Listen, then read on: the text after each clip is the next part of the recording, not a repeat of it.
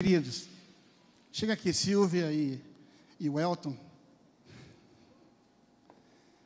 A gente precisa sempre lembrar disso, né?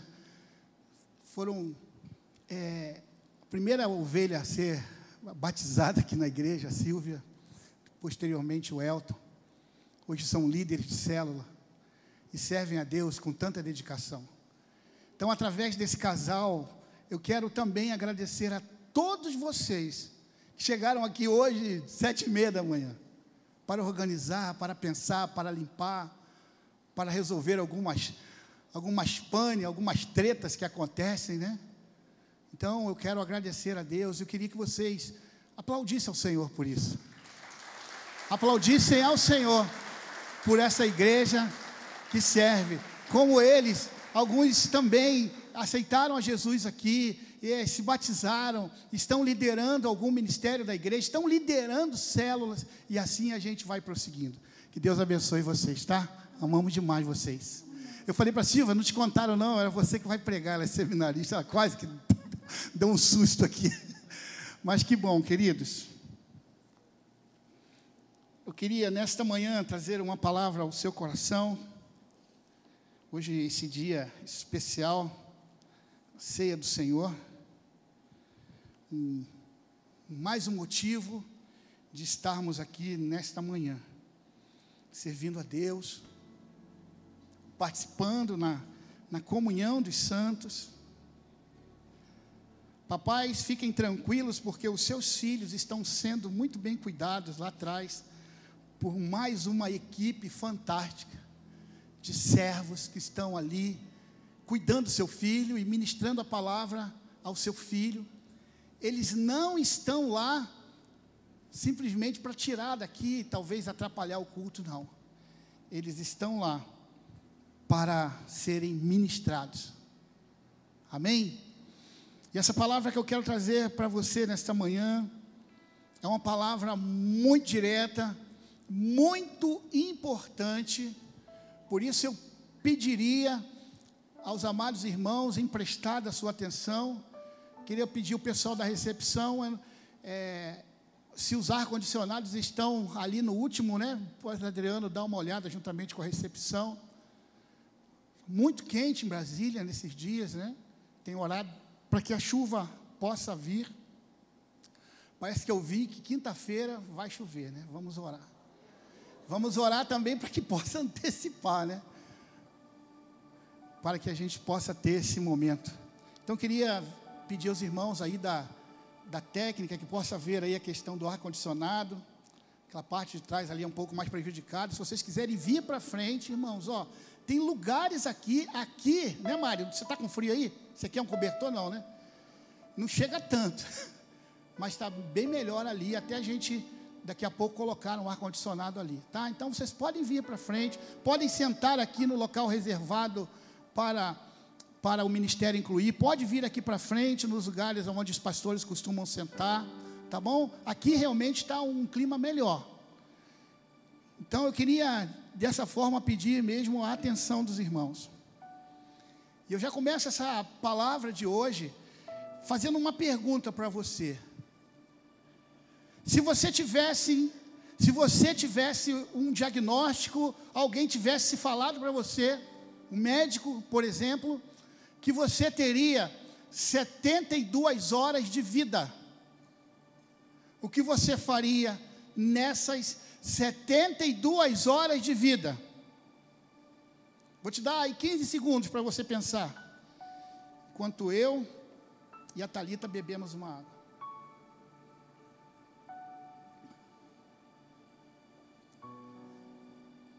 O relógio está passando, são 72 horas. O que você faria? Eu fiz uma breve pesquisa sobre o que passa na cabeça de uma pessoa quando recebe um diagnóstico de vida, quer dizer, de morte. Aonde a morte vai chegar para ela e ela vai precisar resolver algumas coisas. O que eu pensei logo quando veio essa curiosidade? As pessoas vão pensar nos seus bens, naquilo que ela vai deixar, a sua fortuna. Mas eu errei. Eu errei porque quando eu fiz essa pesquisa, eu vi que a preocupação dessas pessoas que estão para morrer em determinado momento ali, bem rápido, a preocupação dessas pessoas são outras. A preocupação dessas pessoas está no relacionamento, está na reconciliação com familiares, com amigos, uma necessidade de resolver alguma desavença, algum momento ali que aconteceu, e elas não querem partir dessa vida sem antes se reconciliar com essas pessoas. Em segundo lugar, o que elas pensam também são assuntos práticos de forma organizacionais. O que, pastor? Se tiver herdeiro, se tiver bens, procurar as documentações, aonde que está o seguro de vida, aonde que estão as pendências, tornar essas prioridades como coisas em ordem. Elas vão morrer, mas elas não querem deixar as pessoas que ficaram passando alguma necessidade. E nesse momento é onde a maioria das pessoas pensam. Agora eu queria ler com vocês em Isaías, no capítulo 38, uma questão, uma situação que tem muito a ver com isso que nós estamos falando. Isaías 38.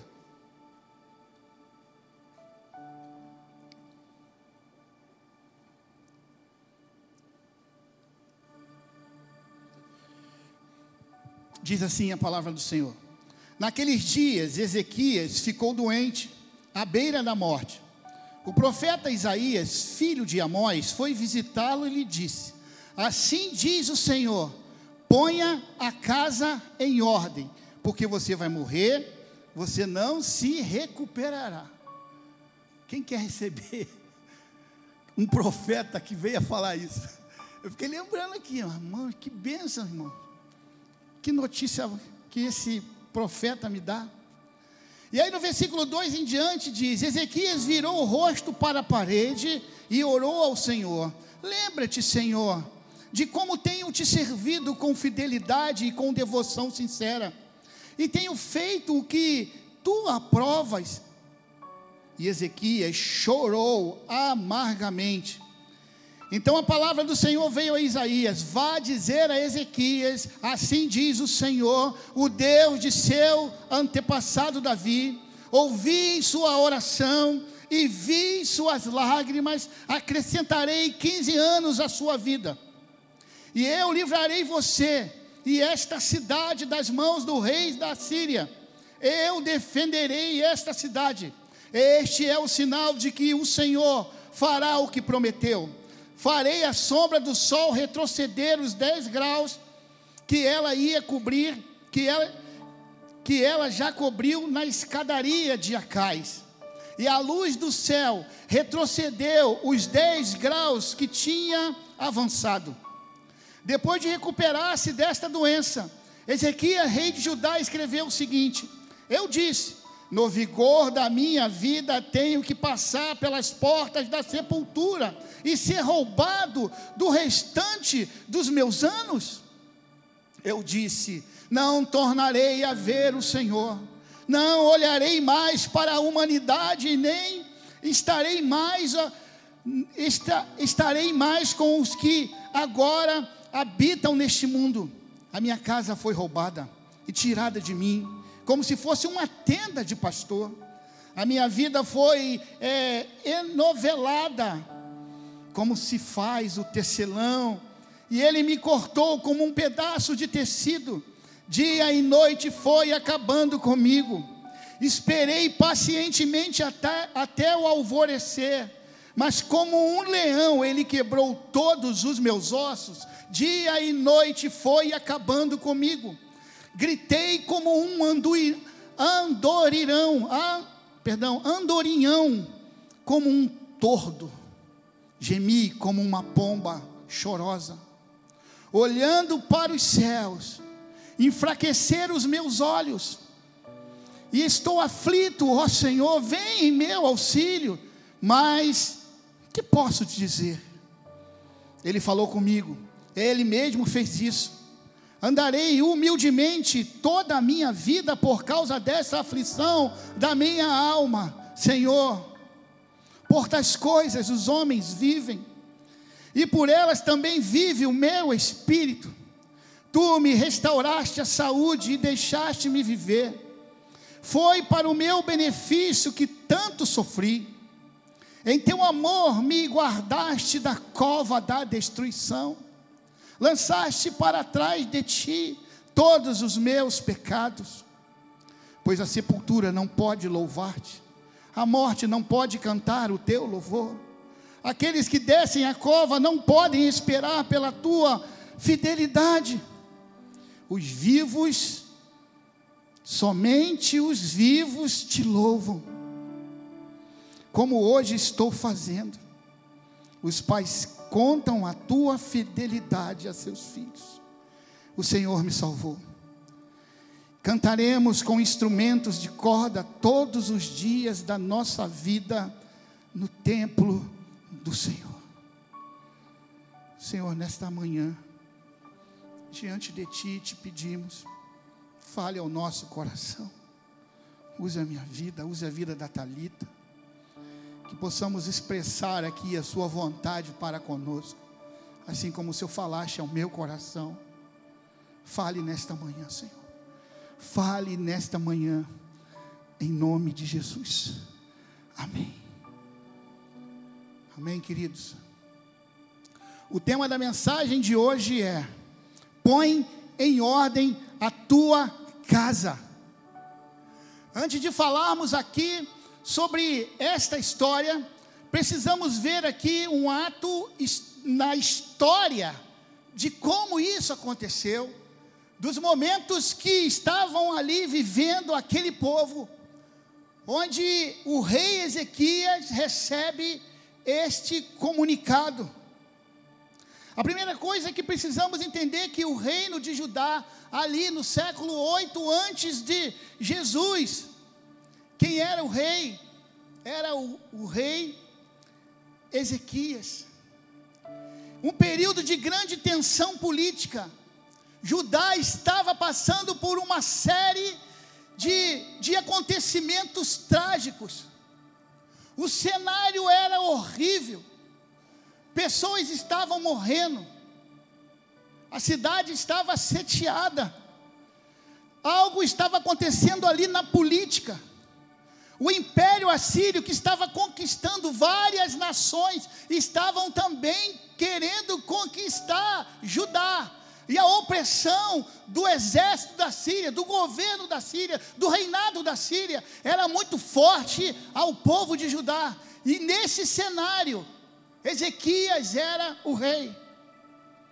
O rei anterior, o seu pai, Acais, havia deixado Judá em uma situação muito difícil, uma situação muito triste.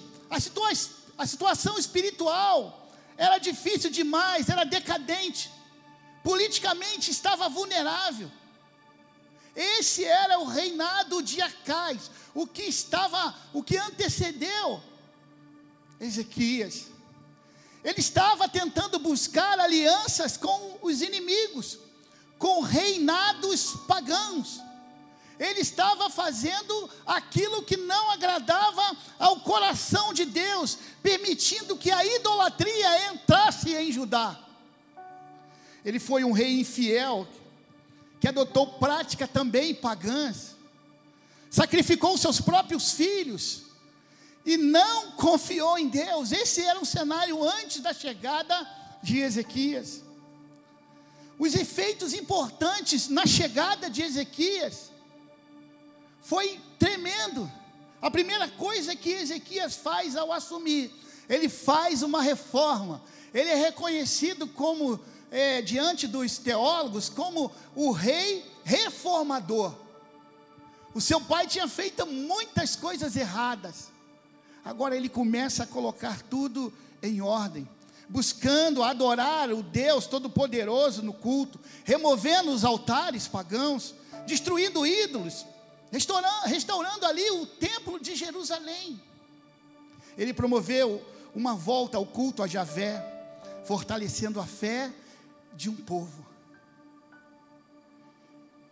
Ele resistiu ao máximo que podia ao império assírio, o que levou à invasão de Judá. E ele estava lá firme, sabe? O rei assírio, Senaqueribe, queria cobrar impostos de Judá, mas ele se levantou contra. Imagina, mexer com dinheiro. O reinado queria pegar o dinheiro do povo através dos impostos, e ele foi contra. Agora chega a doença para ele. No mesmo período que Senaqueribe invadiu Judá e sitiou Jerusalém, está no capítulo 36 e 37 de Isaías, Ezequias fica gravemente ferido, sendo informado pelo profeta Isaías que ele estava com uma doença muito grave e que a sua morte estava bem próxima. Esse contexto da doença pessoal e a crise nacional torna a mensagem de Isaías ainda mais urgente e mais significativa. A ordem de pôr sua casa em ordem era um chamado tanto para ele como líder espiritual, mas também contra a vida dele, a pessoa de Ezequias.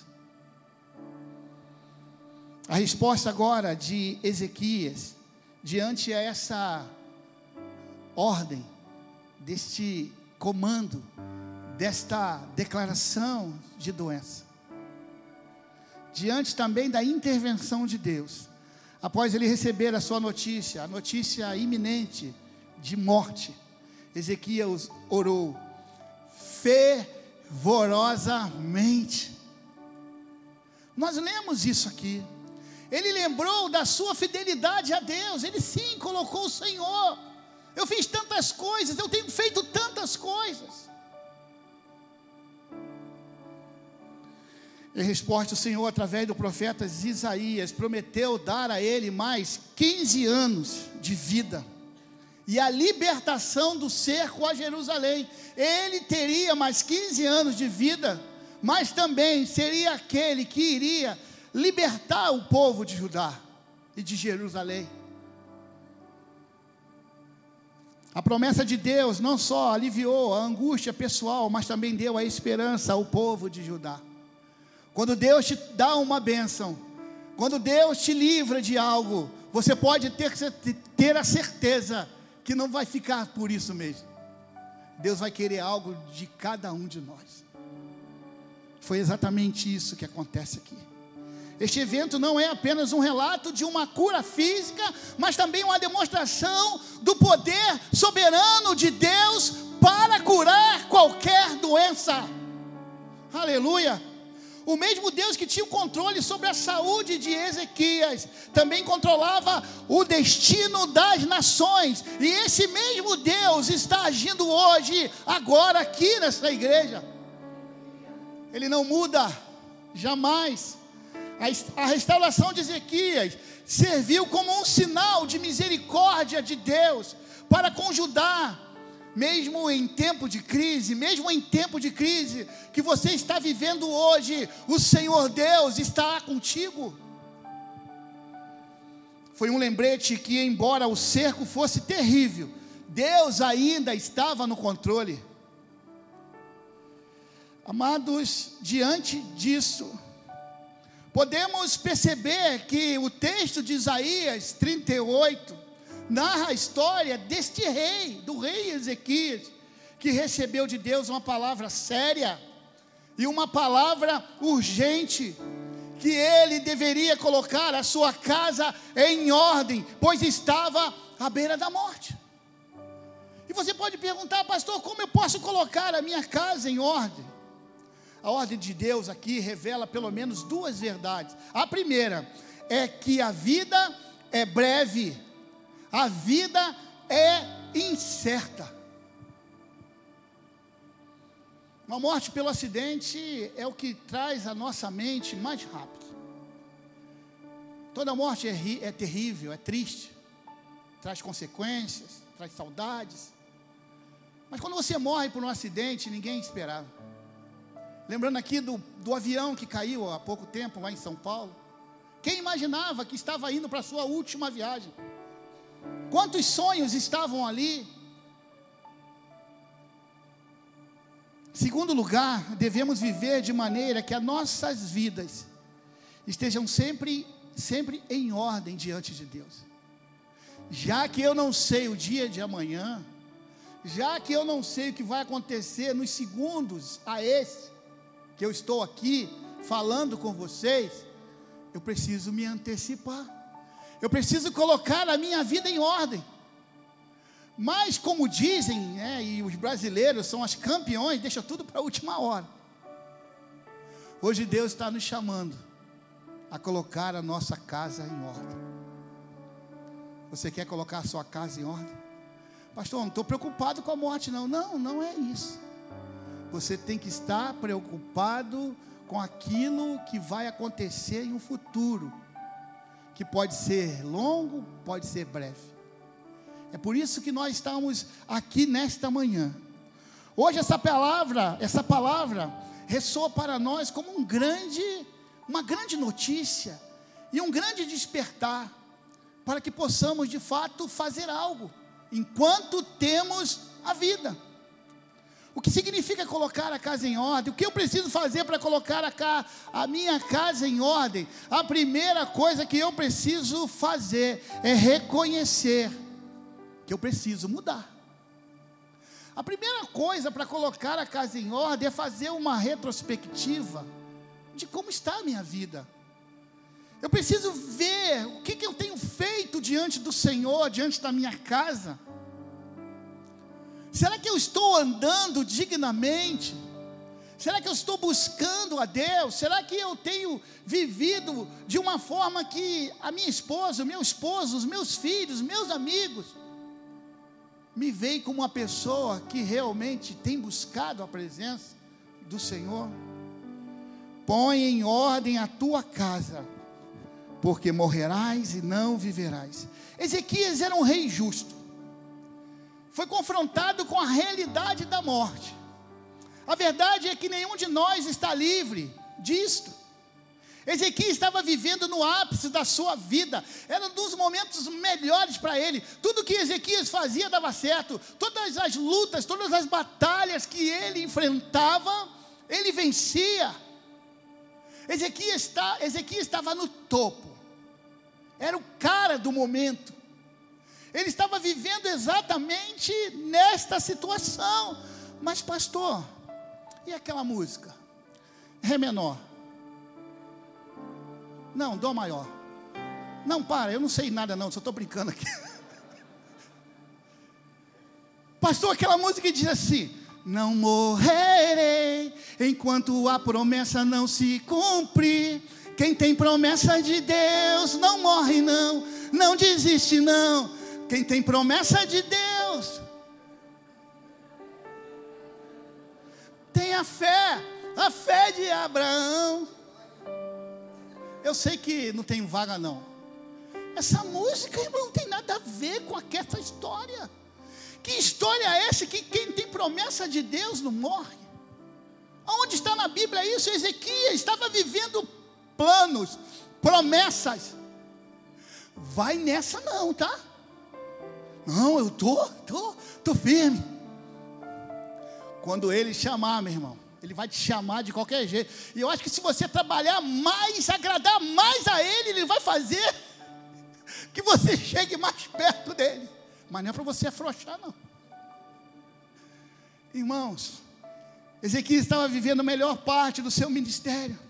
Devemos refletir sim sobre a nossa condição espiritual. Se Deus nos pedisse hoje para pôr a nossa casa em ordem, como nós responderíamos a Ele? Qual seria a nossa resposta? Examine a sua vida, examine a sua família, os seus relacionamentos. Há algo que precisa ser consertado ou ajustado na sua vida? É sobre isso. Temos vivido de acordo com a vontade de Deus? Em segundo lugar, ore humildemente e com fervor. Ore. Ao ouvir a notícia, quando Ezequias ouve essa notícia, ele se vira para a parede, como uma forma, sabe, de humildade, e de querer ter esse tempo com Ele, com o Senhor, e se humilha ali. Ele ora de uma forma fervorosa. Ele se virou para a parede, orou, a sua oração foi sincera, reconhecendo a sua fidelidade com Deus. Quando nós somos fiéis a Deus, quando nós temos buscado a Deus, nós precisamos abrir o coração. Pastor, Deus sabe, mas nós precisamos declarar: Senhor, Tu sabe quanto eu te amo, Senhor. Mexe nisso aí, Senhor. Eu tenho muita coisa para fazer para o Seu reino. Agora, se você pedir para viver mais e ficar da mesma forma, é incoerente. E o nosso Deus é um Deus justo. Precisamos cultivar uma vida de oração. Colocar a casa em ordem envolve buscar a Deus em oração. Será que temos buscado a Deus em oração? Será que estamos cultivando uma vida de busca, de oração diariamente? É somente na oração que temos este reconhecimento. É somente através da oração. Em terceiro lugar, confie na graça e no poder de Deus. Versículos 4 e 6, eu não vou ler. Deus ouviu a oração de Ezequias e por sua graça concedeu-lhe mais 15 anos de vida. Isso mostra que mesmo diante de um decreto de morte, nós estamos falando aqui sobre um decreto de morte, mesmo assim, Deus muda o trajeto, Deus muda a rota, Deus muda diagnóstico, Deus muda decretos. Aleluia. Meus amados, isso mostra que Ele é, sim, um Deus todo-poderoso. Deus tem todo o poder de reverter qualquer situação. E o que precisamos fazer quando confiamos em Deus e colocamos a nossa vida nas mãos do poderoso Deus? Podemos experimentar milagres e mudanças que vão além das nossas expectativas. Quem aqui já vivenciou milagres aqui de cura aqui nessa igreja? A sua vida. O Deus de milagres está aqui. O Deus de milagres está aqui, irmão. Nós não viemos brincar aqui nessa igreja. Você não veio para essa igreja nesse dia de calor, de sol muito forte, à toa.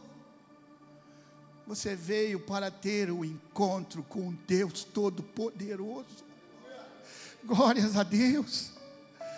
Quarto lugar, testemunhe das obras de Deus. Testemunhe, fale das obras de Deus. Quando Deus fizer um milagre com você, testemunhe isso. Fale para todo mundo que agora Deus te mudou, Deus te transformou, Deus te curou, Deus te restaurou. Deus deu um sinal a Ezequias, fazendo a sombra do relógio retroceder. A sombra do relógio do sol retroceder 10 graus. Olha o que Ezequias fez. Ele recebe a palavra do do profeta Isaías, dizendo que Deus tinha dado a ele mais 15 anos. Beleza. Cadê a prova?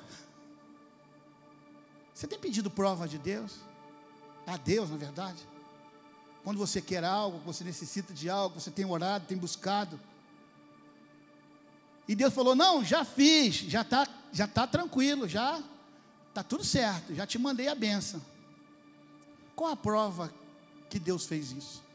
Foi exatamente o que Ezequias fez. Esse sinal foi uma confirmação visível da promessa de Deus, a promessa divina.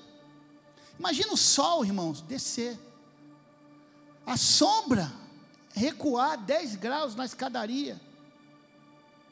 Ali ele teve certeza que o Deus Todo-Poderoso havia confirmado a cura dele. Precisamos sempre fazer isso. Quando Deus nos dá uma segunda chance, ou nos restaura, o nosso dever é de testemunhar essas maravilhas que Ele fez, essas grandes coisas que Ele fez em nós. Deus, temos sim que confirmar, compartilhando essas bênçãos às outras pessoas. Tem pessoas que recebem bênçãos, milagres, mas Vou falar não para no olho grande. Vou falar não. Recebi uma benção aqui, mas vou ficar quieto. Abra sua boca. Não foi você que fez que tornou essa bênção.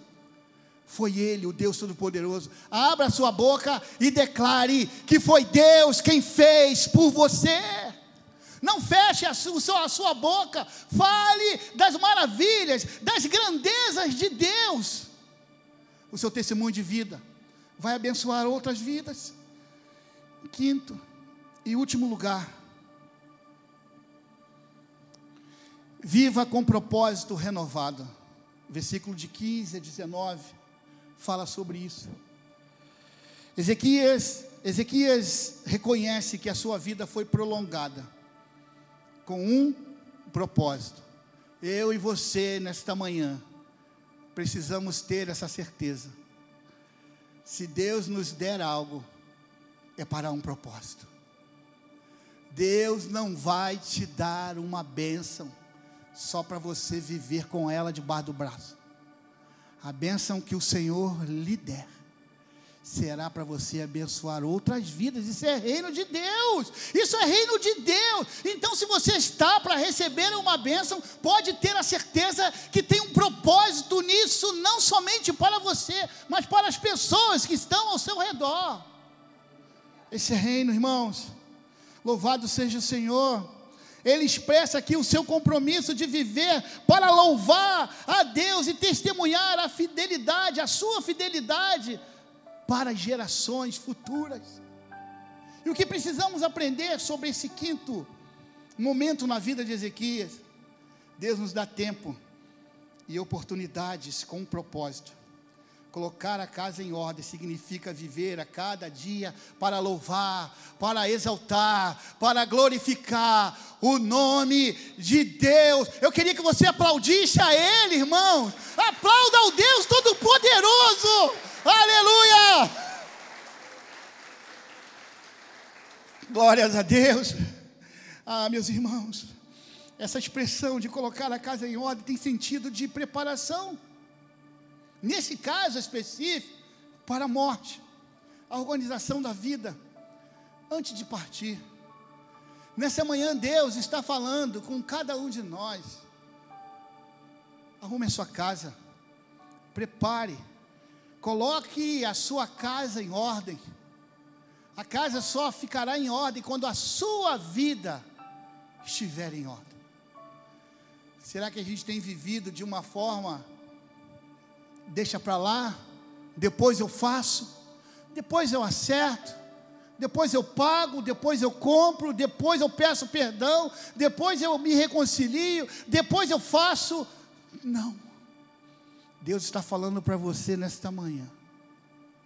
Arrume a sua casa, coloque a sua casa, coloque a sua vida em ordem. No momento que eu estou pregando aqui, você está trazendo à memória o que precisa ser acertado na sua vida, porque hoje é um dia de conserto. Estamos diante da mesa da graça, estamos de um momento com Deus muito forte. É um dia de arrependimento, é um dia de atitude, sabe, de sair da onde nós estamos e procurar a reconciliação, o perdão, pagar dívidas financeiras, sim, por que não? Dívidas de agradecimento, sim, por que não? Quem te ajudou? Quem te ofereceu uma bênção? Por que hoje, no final desse culto, antes da gente sair aqui da igreja, você não manda uma mensagem para alguém que foi importante na sua vida? Você vai surpreender ela. O que eu falo, pastor? Você fala assim: você é muito importante para mim, eu te amo. Vamos fazer isso hoje? Vamos lembrar de alguém que um dia foi importante nas nossas vidas? Isso não está no roteiro não, aqui não, no esboço não, no esboço não. Isso aqui Deus que pediu que eu falasse isso.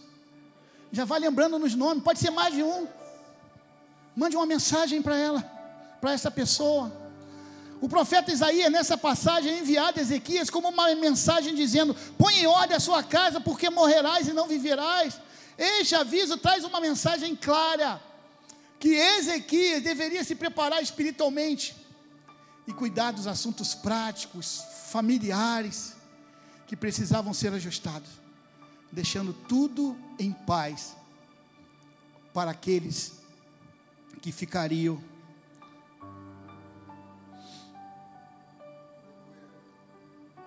Um dia na minha vida, eu tive que colocar a minha casa em ordem. Um dia, não através de um profeta, mas o próprio Deus me colocou em uma situação para que eu pudesse mudar a vida que eu estava vivendo com a minha família e viver algo diferente com Ele. Eu precisei colocar a minha vida em ordem. Eu já estava desviado há 10 anos e vivendo a minha vida normalmente, porque quem aceita Jesus e está desviado, sabe como isso é ruim. Você sabe que aonde você vai, o Espírito Santo está te incomodando. Esse lugar não é seu. O que você está fazendo não é para fazer. Aí você diz: mas eu estou desviado. Mas o Espírito Santo não desviou de você, não. Ele fica em cima de você. Porque foi assim que eu vivi 10 anos da minha vida, desta forma. E Deus vai e coloca um acidente na minha família. Deus derruba a minha esposa e minha filha de 3 meses de uma escada para lá embaixo. Dia 11 de setembro de 1994. 11 de setembro de 1994, a Mariana, nossa filha, tinha 3 meses de idade. A minha esposa cai e vai parar lá no primeiro andar, rolando com ela no colo. Naquele dia, sabe o Espírito Santo? Podem acreditar no que eu estou falando. Cada degrau que elas se viravam, que elas rolavam, o Espírito Santo falando: sua esposa vai morrer sem Jesus? Sua filha vai crescer fora dos meus caminhos? Ali Deus já estava mexendo comigo, até chegar aqueles longos, não sei quantos degraus ali. Deus preservou a vida da minha esposa, a vida da minha filha. E no dia seguinte, estava eu na igreja a qual eu me desviei. Ela com um curativo desse tamanho, que naquela época não tinha muito detalhe, né? Micropole, esses negócios. Eu falei: eu tenho que botar a minha casa em ordem. Independente da mensagem que foi pregada. Quando foi feito o apelo, eu saí correndo e me ajoelhei naquele altar.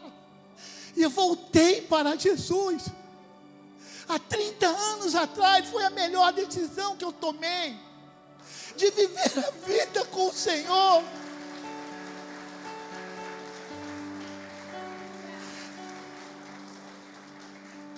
Ali eu entendi, porque eu poderia, não, está todo mundo bem, ela não só se feriu, Mariana está bem. Mas eu entendi que naquele momento eu precisava colocar a minha casa em ordem.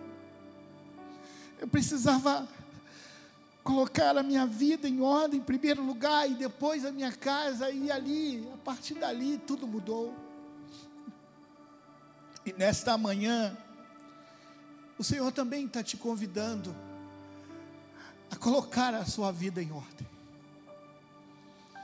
Nesta manhã, durante essa mensagem, você já lembrou o que você precisa colocar em ordem? Nesse momento agora, nós vamos orar ao Senhor.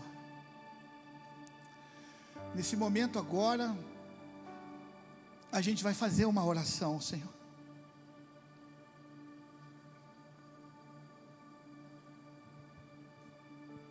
Feche seus olhos, baixe sua cabeça.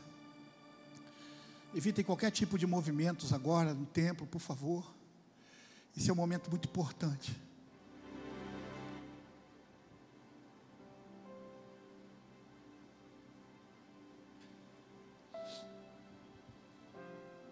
Esse é um momento de a gente avaliar a nossa vida.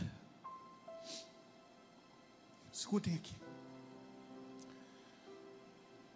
5 anos aproximadamente a gente está aqui vindo, voltando, um projeto em Brasília. Essa mensagem de hoje, para mim, foi a mensagem mais importante dessa igreja. Porque se queremos avançar na nossa vida, como pais, como filhos, como servos, chegou o momento de colocar a nossa casa em ordem.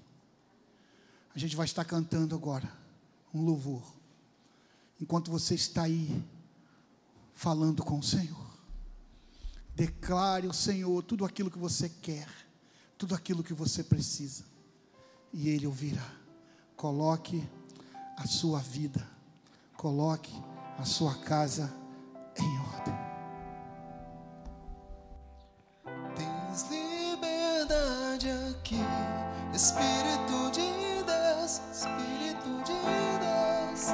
Tens liberdade aqui, Espírito Santo, Espírito Santo.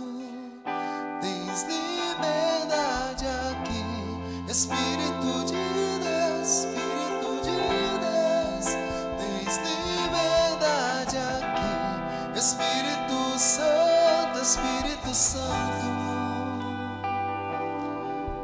Eu sou tua casa, tua morada, eu sou teu lar. Mude as coisas de lugar, eu sou tua casa, tua morada, eu sou teu lar. Mude as coisas de lugar. Qual área da sua vida precisa ser ajustada? Qual área da sua vida precisam ser colocadas no altar? Sua casa, seus relacionamentos, sua vida espiritual. Será que elas estão alinhadas com a vontade de Deus? Ore. O Senhor está nos chamando hoje para alinharmos as coisas, mudar as coisas. Não temos mais como sair daqui e voltar às velhas práticas. Deus está nos chamando, nos convidando para mudar a nossa rota, a nossa vida. Pastor, já estou muito tempo na igreja, eu sou até um pastor. Eu não estou falando sobre isso. Eu estou falando sobre a situação atual, a sua situação diante do Senhor. Tem alguma coisa para mexer no seu coração, irmão, para mudar? Peça a Ele, peça a Ele. Pai, nesta manhã estamos diante do Senhor, te pedindo ajuda para viver de maneira que venha agradar o seu coração, juntamente com a nossa casa em ordem, com a nossa vida em ordem. Queremos nos preparar para encontrar com o Senhor a qualquer momento, e que possamos ser exemplos de fé e de obediência, Senhor. Nesta manhã, o Senhor continue a falar conosco.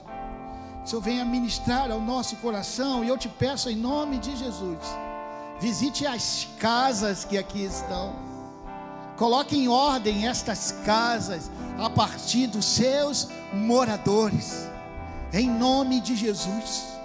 Talvez você entrou aqui nesta igreja nesta manhã e precisa realmente colocar a sua vida em ordem. Você só poderá fazer isso após tomar uma primeira atitude, que é de entregar a sua vida nas mãos do Senhor. Talvez você entrou aqui e ainda não fez uma declaração de fé, convidando a Jesus para entrar no seu coração. Talvez você entrou aqui nesta manhã, mas estava desviado, assim como eu, 10 anos desviado, o Espírito Santo me confrontando. O Espírito Santo pode estar te confrontando agora, aí aonde você está. Por isso eu queria que você repetisse essa breve oração comigo. Aonde você está, não precisa ser de forma audível. Ore assim: Senhor Jesus, nesta manhã eu reconheço que preciso sim mudar as coisas. Eu preciso colocar em ordem a minha casa, Senhor. E eu sei que isso só irá iniciar depois de eu tomar uma decisão. E a minha decisão hoje, Senhor, é pedir perdão pelos meus pecados e te aceitar como meu Senhor e o meu Salvador. E eu oro assim, em nome de Jesus. A igreja está orando nesse momento, está de cabeça baixa orando. E eu queria perguntar: quem aqui fez essa oração comigo? Levanta e abaixa sua mão rapidamente.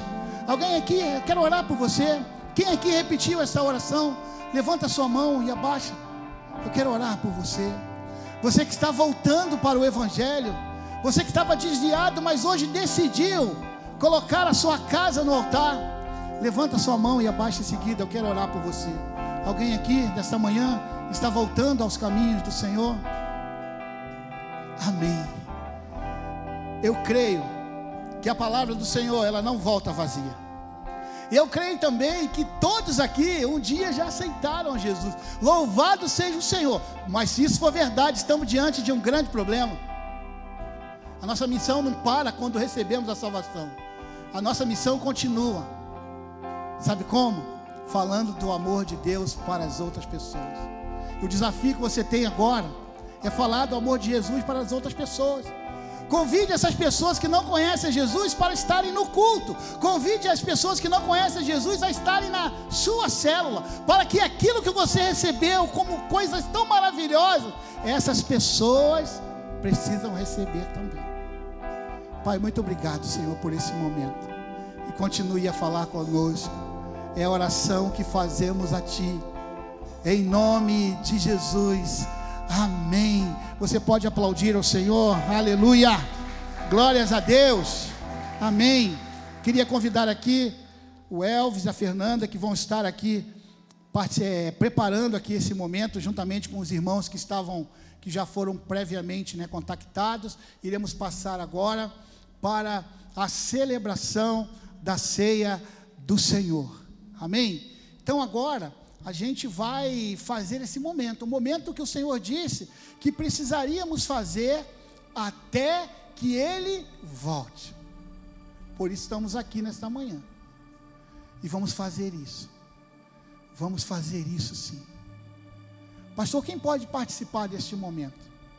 Todas aquelas pessoas que já foram batizadas, que aceitaram Jesus, foram batizadas em uma igreja evangélica. Pessoas que estão em paz com o Senhor, em comunhão com o Senhor, em paz e em comunhão com a sua igreja local. Eu te convido a participar deste momento. Pastor, e se eu pequei aí semana passada? Você vai orar, você vai colocar a sua casa em ordem, agora é o momento. Eu não preciso nem falar muito não, porque a mensagem toda foi direcionada para mim e para você. O apóstolo Paulo é quem diz que nós devemos nos examinar. Examine-se, pois, o homem a si mesmo. É um momento de exame. Pastor, e se eu pequei? Peça perdão. Se eu falei com alguém, peça perdão. O reverendo Hernando Dias Lopes, ele tem uma frase muito interessante. Ele diz assim: não corra da ceia, da mesa, por causa do pecado. Corra do pecado por causa da mesa. Então agora, nesse momento, eu queria te convidar.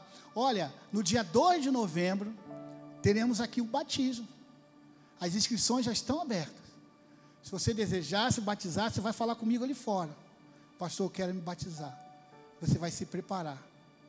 E na própria ceia de novembro, no dia 3, eu vou estar aqui servindo a ceia para você. Amém? Então, se você está preparado para esse momento, se coloque de pé. Quando você receber os elementos, você pode sentar.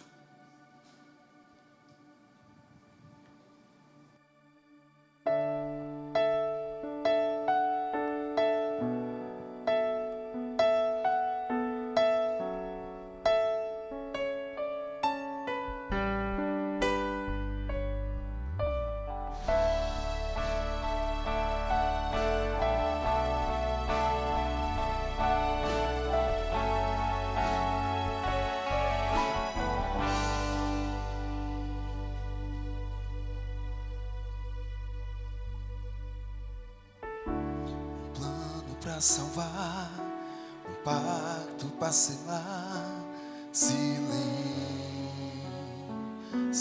no céu. Resgate, salvação, encheu seu coração, ele nem hesitou.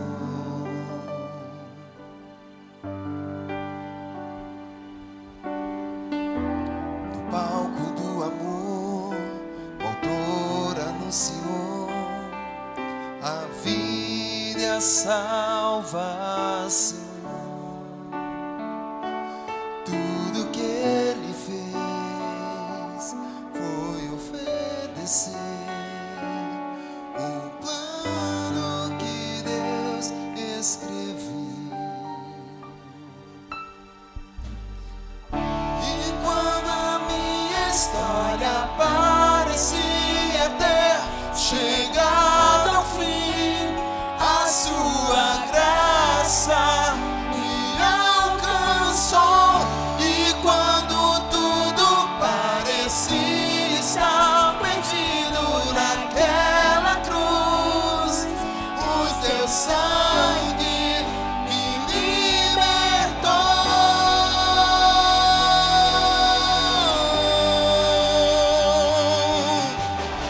Jesus, o plano perfeito, mistério da graça que me transformou.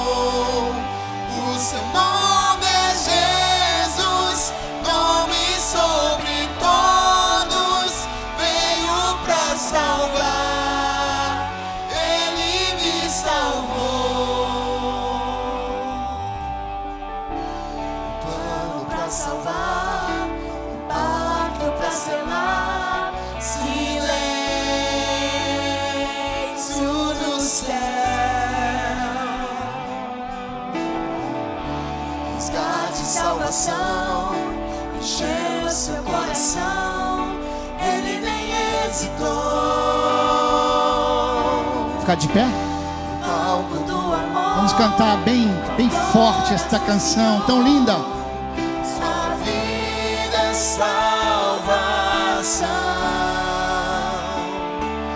Tudo que ele fez foi obedecer o plano que Deus escreveu.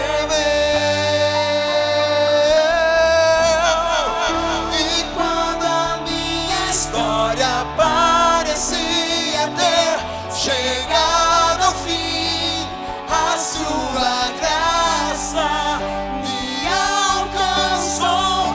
E quando tudo parecia estar perdido naquela cruz, o teu sangue me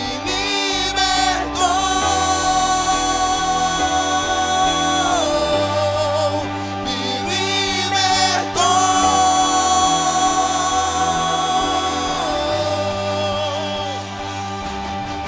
Jesus, o plano perfeito, mistério da graça que me transformou.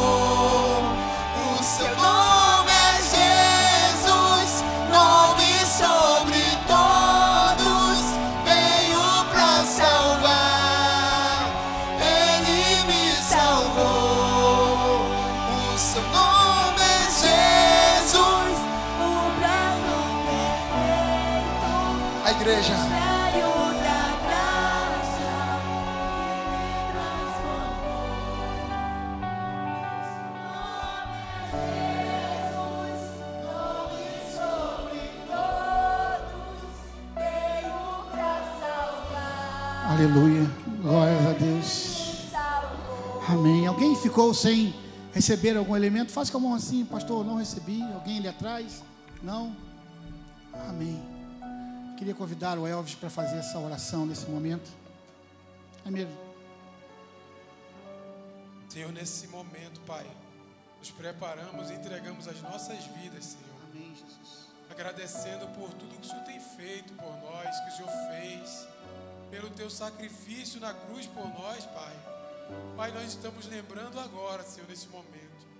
E agradecidos, Senhor, pela tua carne que foi rasgada e o teu sangue que foi derramado por nós que não merecíamos, Senhor, pois somos pecadores, Pai. Mas te agradecemos, Pai. E nesse momento, Pai, colocamos nossas vidas diante do Senhor. Amém. Amém. Pois recebi do Senhor, que também entreguei a vocês, que o Senhor Jesus, na noite que foi traído, tomou o pão e, tendo dado graças, partiu e disse: isto é o meu corpo que é dado em favor de vocês. Façam isto em memória de mim. Em memória do Senhor Jesus Cristo, comamos todos juntos o pão.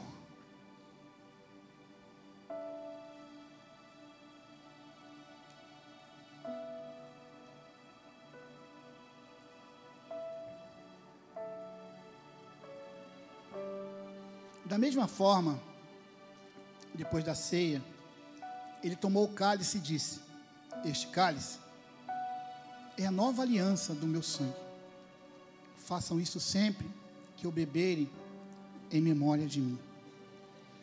Em memória do Senhor Jesus Cristo, bebamos todos juntos. Aleluia.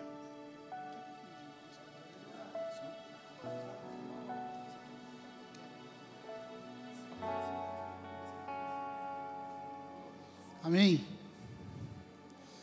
Glórias a Deus. Queria chamar aqui o Adriano. Carrega a Mari junto contigo.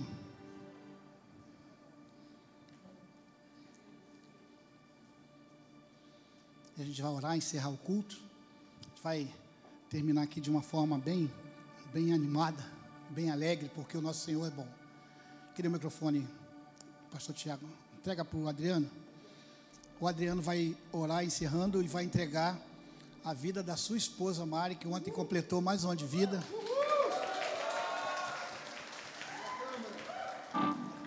Alguém vai tirar foto dela. E também o Adriano está convidando a todos.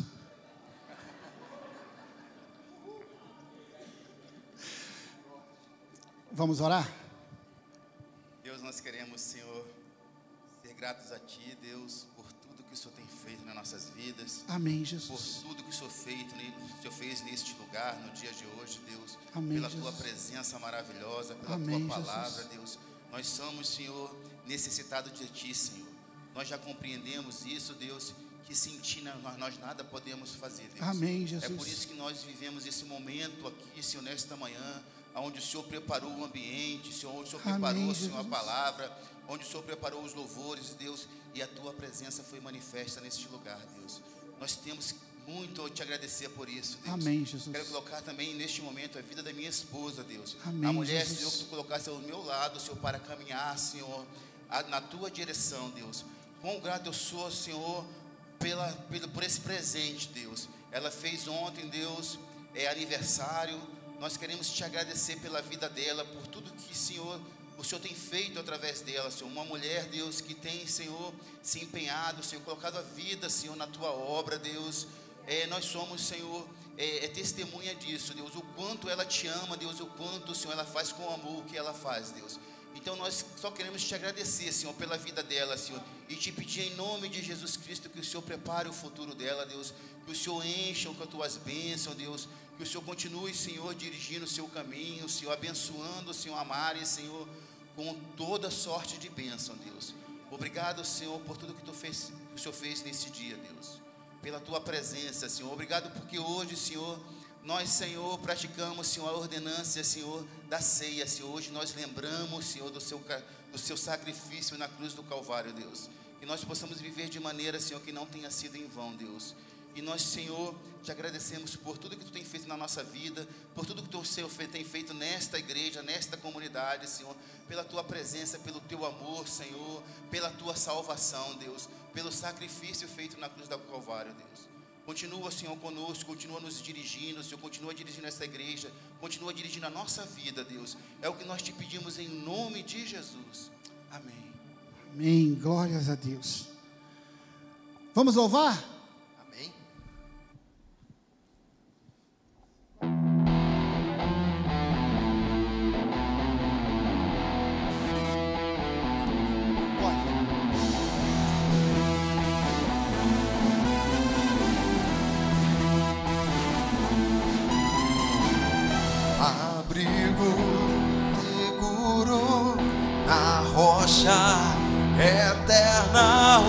o Senhor, o Senhor, o Alfa, o Ômega, princípio e o fim, faz tua palavra da sua boca. Oh, oh. Ainda que eu ande pelo vale da sombra da morte, eu não temerei, não. Ainda que o exército se levante contra mim, nada temerei, porque o Senhor é bom, uma fortaleza no dia da angústia. O Senhor é bom, uma fortaleza no dia da angústia. Conhece os que confiam nele.